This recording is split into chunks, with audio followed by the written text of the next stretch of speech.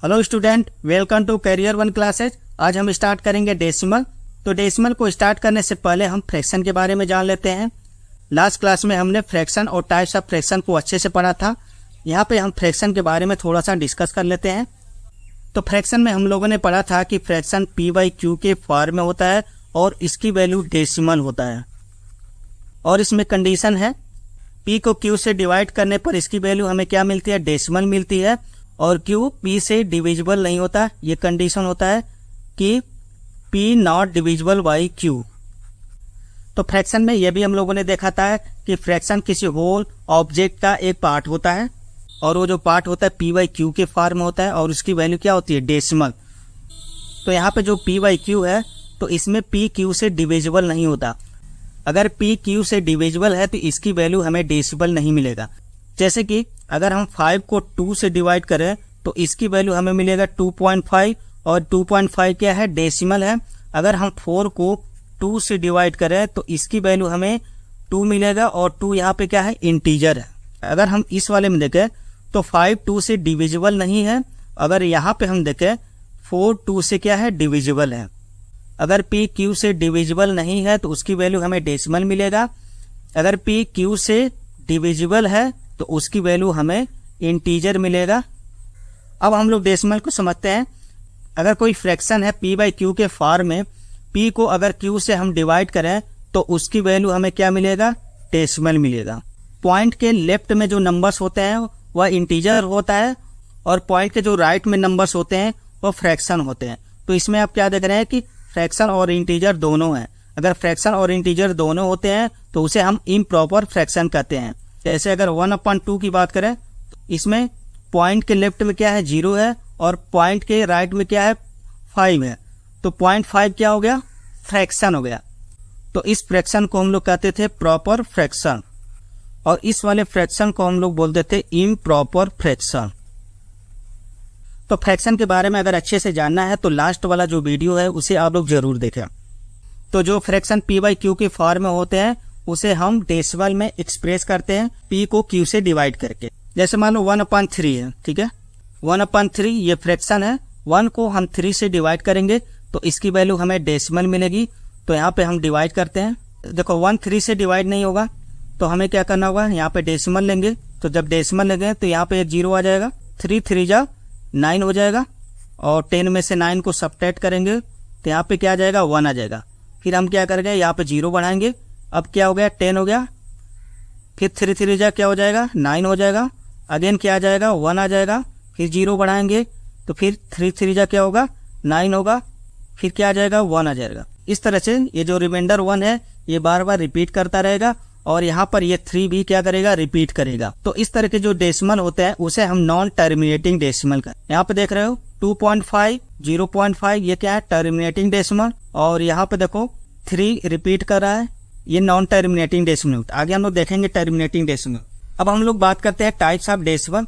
तो decimal 2 types के होते हैं, टर्मिनेटिंग डेसिमल और नॉन टर्मिनेटिंग डेसिमल। तो टर्मिनेटिंग डेसिमल में डेसिमल के बाद जो डिजिट होते हैं फाइनाइट होते हैं और नॉन टर्मिनेटिंग डेसिमल में डेसिमल के बाद जो डिजिट होते हैं वह इनफाइनाइट होते हैं। तो टर्मिनेटिंग डेसिमल का कुछ एग्जांपल देख लेते हैं। जैसे कि 0.1 0.23 2.123 3.2345 7.3249 तो इसमें जो डेसिमल के बाद जो डिजिट है फाइनाइट है, इसे हम गिन सकते हैं।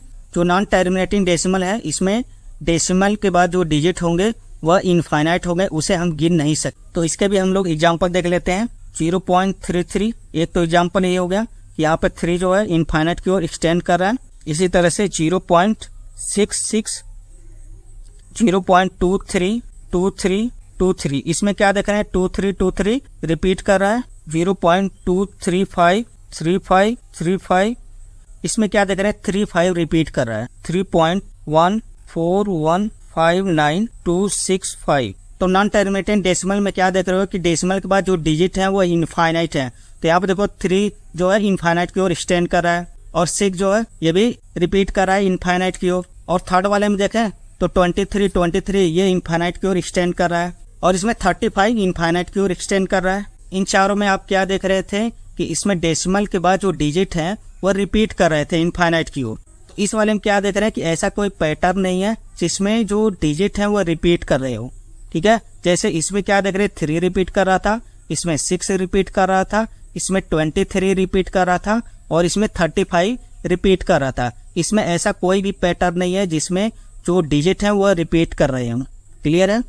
तो इस तरह के डेसिमल जिसमें डिजिट रिपीट कर रहे हो तो उस डेसिमल को हम बोलेंगे रिपीटिंग नॉन टर्मिनेटिंग डेसिमल। अगर हम इसमें देखें तो इसमें इस तरह का कोई पैटर्न नहीं है जिसमें डिजिट रिपीट कर रहे हैं। क्लियर है? और इसे हम बोलेंगे non repeating non terminating decimal. तो रिपीटिंग को हम रेकरिंग भी बोलते हैं। अब यहाँ से हमें क्लियर हो गया कि नॉन टर्मिनेटिंग डेसिमल 2 टाइप्स के होते हैं। एक टाइप ये होता है रिपीटिंग और दूसरा टाइप होता है नॉन रिपीटिंग। क्लियर है?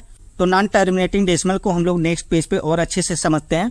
तो नॉन टर्मिनेटिंग डेसिमल को हम लोगों ने डिस्कस किया कि नॉन टर्मिनेटिंग डेसिमल 2 टाइप्स के होते हैं, रिपीटिंग डेसिमल और नॉन रिपीटिंग डेसिमल। तो रिपीटिंग डेसिमल में आप देख रहे हैं कि डेसिमल के बाद जो डिजिट है 6 यहाँ पे रिपीट कर रहा है और इसमें डेसिमल के बाद देखें 23 रिपीट कर रहा है और यहाँ पर देखें डेसिमल के बाद 24 रिपीट कर रहा है और अगर इसमें देखें तो डेसिमल के बाद 2 यहाँ पे रिपीट नहीं कर रहा है, 35 रिपीट कर रहा है। यहाँ पे ध्यान दो।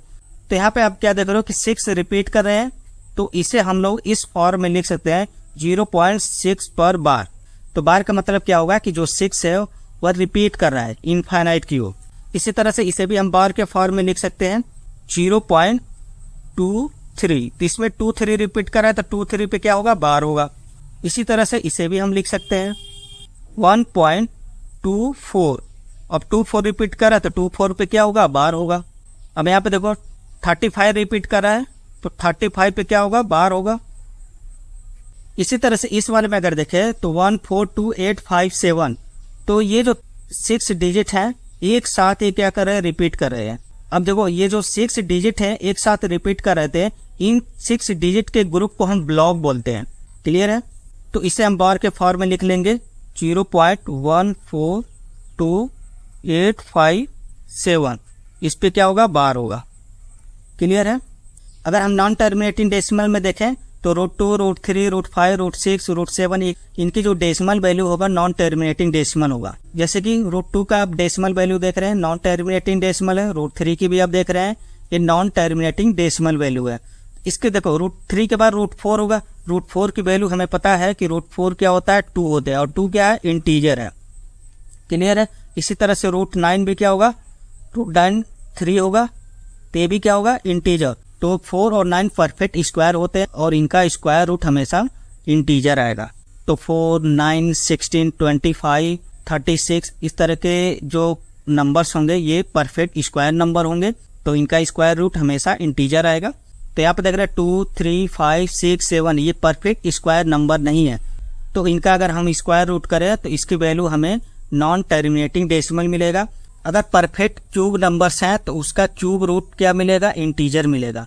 जैसे कि √8 क्या होते हैं, परफेक्ट क्यूब नंबर्स होते हैं और इनका क्यूब रूट हमें क्या मिलेगा, 2 मिलेगा, ये भी क्या होगा, इंटीजर। तो इस तरह के number perfect square number, perfect cube number square या क्यूब रूट करें तो वैल्यू क्या मिलेगा, इंटीजर मिलेगा। इसके अलावा जो भी नंबर्स होंगे अगर उनका हम स्क्वायर रूट या क्यूब रूट करें तो उसका वैल्यू हमें नॉन टर्मिनेटिंग डेसिमल मिलेगा। अब देखो पाई की जो वैल्यू होती है ये भी क्या होता है, नॉन टर्मिनेटिंग डेसिमल होता है। तो यहाँ पे क्लियरली समझ में आ गया कि टर्मिनेटिंग डेसिमल और नॉन टर्मिनेटिंग डेसिमल क्या होते हैं। और नॉन टर्मिनेटिंग डेसिमल में हमने देखा रिपीटिंग डेसिमल और नॉन रिपीटिंग डेसिमल क्या होते हैं। तो यहाँ से हमको ये सारे बातें क्लियर हो गई है। अब हम इसमें देखेंगे कि कौन सा डेसिमल रेशनल नंबर्स है और कौन सा डेसिमल इरेशनल नंबर्स है। आगे हम लोग रेशनल नंबर्स और इरेशनल नंबर्स पढ़ेंगे। यहाँ पे हम थोड़ा सा डिस्कस कर लेते हैं। तो यहाँ पे हम लोगों ने 3 तरह के डेसिमल पढ़ा, टर्मिनेटिंग डेसिमल और नॉन टर्मिनेटिंग डेसिमल में 2 तरह के डेसिमल, रिपीटिंग डेसिमल और नॉन रिपीटिंग डेसिमल। तो इस तरह से हम लोगों ने 3 टाइप्स के डेसिमल यहाँ पे पढ़े। अब हम लोग देखेंगे इन तीनों टाइप्स के डेसिमल में कौन सा रेशनल होगा और कौन सा इरेशनल होगा। तो चलिए इसे हम लोग देखते हैं। तो यहाँ पे हमें रेशनल नंबर और इरेशनल नंबर को समझना होगा। तो रेशनल नंबर क्या होते हैं, अगर हम किसी नंबर को p/q के रूप में एक्सप्रेस कर सके या इस फॉर्म में लिख सके और p और q क्या होना चाहिए, इंटीजर होनी चाहिए और q नॉट इक्वल टू 0 पर अगर कोई नंबर ये तीनों कंडीशन फॉलो कर रहा है तो इसका मतलब क्या होगा, रेशनल नंबर होगा। ठीक है, अगर इस रूल को फॉलो नहीं कर रहा है तो नंबर्स क्या होगा, इरेशनल नंबर होगा। क्लियर है, तो रेशनल नंबर इरेशनल नंबर समझ लिया। आगे हम लोग डिटेल में पढ़ेंगे इसके बारे में। तो यहाँ पे हमें देखना है कि रिपीटिंग डेसिमल और नॉन रिपीटिंग डेसिमल क्या ये इस फॉर्म में है, इसे हमें चेक करेंगे। अगर इस फॉर्म में है तो रेशनल नंबर्स है, अगर इस फॉर्म में नहीं है तो वह इरेशनल नंबर होगा। तो सबसे पहले हम टर्मिनेटिंग डेसिमल को चेक करते हैं। तो यहाँ पे देख रहे हैं टर्मिनेटिंग डेसिमल का ये एग्जाम्पल है, इसे हम लोग चेक करेंगे क्या ये p/q के फॉर्म में है। तो यहाँ पे हम 0.23 को लेते हैं, तो 0.23 इसे हमें p/q के फॉर्म में लिखना है। तो p/q की फॉर्म एक्सप्रेस करने के लिए हम क्या करेंगे, अब देखो डेसिमल के बाद 2 डिजिट है, 1 के आगे 2 जीरो लगाएंगे और इस नंबर से मल्टीप्लाई और डिवाइड कर लेंगे। तो मल्टीप्लाई और डिवाइड करेंगे तो 100 को 0.23 से मल्टीप्लाई करेंगे तो ये डेसिमल हट जाएगा और यहाँ पर हो जाएगा 23 डिवाइड बाई 100। तो क्लियरली यहाँ पे देख पा रहे हैं कि ये p/q के फॉर्म में एक्सप्रेस हो गया है। तो 0.23 क्या होगा, रेशनल नंबर्स होगा। इसी तरह से इसे भी हम लोग चेक करते हैं 2.123।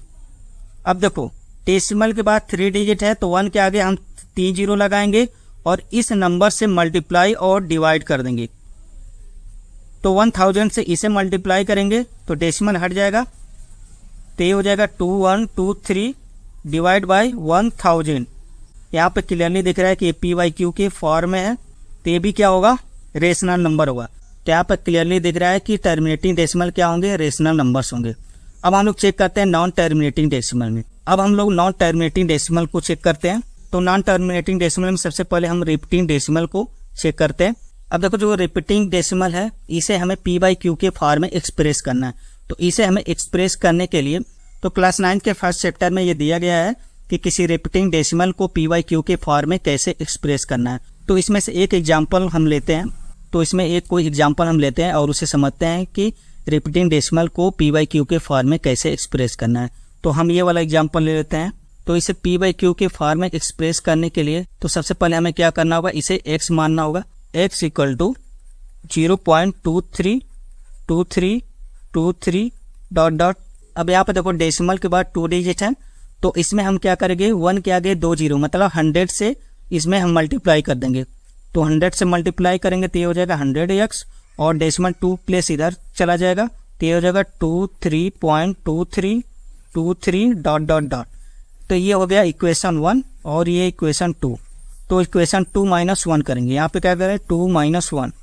तो इक्वेशन 2 में से इक्वेशन 1 को सब्ट्रैक्ट करेंगे तो ये हो जाएगा 99x इक्वल टू 23।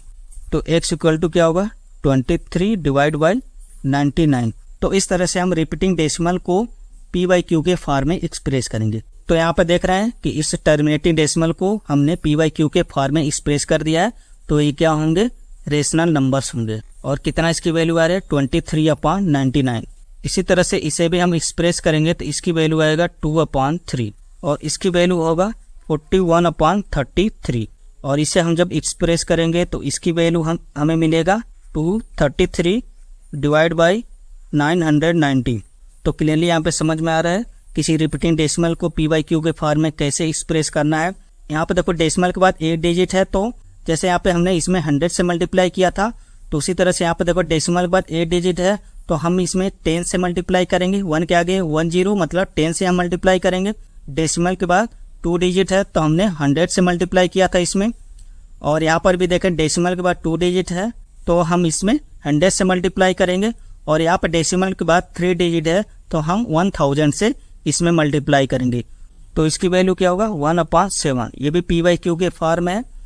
तो यहाँ पे देख रहे हैं कि सभी जो रिपीटिंग डेसिमल है p/q के फॉर्म है तो इसका मतलब ये क्या होंगे, रेशनल नंबर्स होंगे। अगर नॉन रिपीटिंग डेसिमल की बात करें तो नॉन रिपीटिंग डेसिमल p/q के फॉर्म में एक्सप्रेस नहीं होगा। तो नॉन रिपीटिंग डेसिमल क्या होगा, इरेशनल होगा। तो क्लियरली समझ में आ रहा है कि रिपीटिंग डेसिमल क्या होंगे, रेशनल नंबर होंगे और नॉन रिपीटिंग क्या होंगे, इरेशनल होंगे। और इसी तरह से टर्मिनेटिंग डेसिमल में हमने देखा कि ये भी p/q के फॉर्म है तो टर्मिनेटिंग डेसिमल भी क्या होगा, रेशनल होगा। तो यहाँ पे हमने टर्मिनेटिंग डेसिमल और नॉन टर्मिनेटिंग डेसिमल को अच्छे से समझा और नॉन टर्मिनेटिंग डेसिमल में हमने रिपीटिंग डेसिमल और नॉन रिपीटिंग डेसिमल को भी अच्छे से समझा। और साथ ही हमने देखा कि इन तीनों डेसिमल में कौन से डेसिमल रेशनल है और कौन से डेसिमल इरेशनल है। क्लियर है। तो यहाँ पे हमने रेशनल नंबर्स और इरेशनल के बारे में थोड़ा बहुत डिस्कस किया। तो नेक्स्ट क्लास में हम रेशनल नंबर्स और इरेशनल नंबर के बारे में डिटेल में डिस्कस करेंगे।